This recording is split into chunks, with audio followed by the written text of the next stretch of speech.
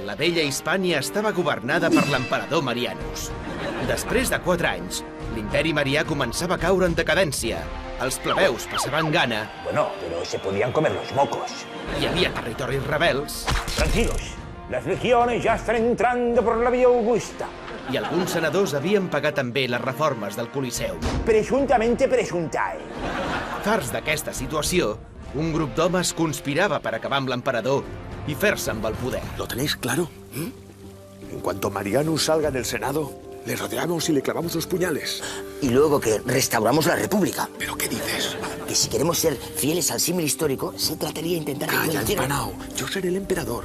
Albert, el viceemperador. Y tú, un par de sandalias y una entrada para el circo. ¿Me has visto cara de tonto? Ay, Pablo, un poco de sentido de Estado, por favor. Un poco de sentido de Estado, que te meto primo. ¡Ya sale! No me falléis. Podemos cambiar la historia.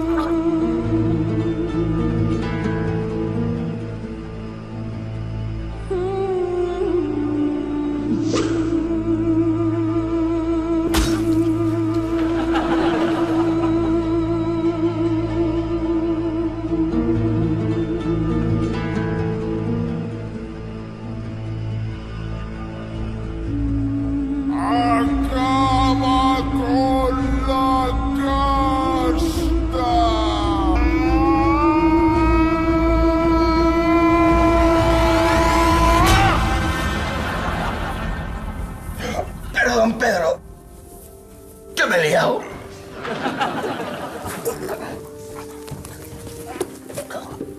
¿Queríais matarme?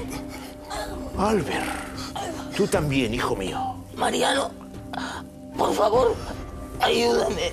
Sí, tranquilo. Ahora mismo invento el teléfono y llamo a una ambulancia, ¿sí? Anda, y que os den. La historia no era así. César moría. Creo que nos ha quedado más bien una parodia de Juego de Tronos. Este desastre es culpa tuya. ¡No tuya! Decirle a mi ego que le quiero mucho. I així, entre punyalades internes i discussions, va fracassar l'intent de fer caure l'emperador.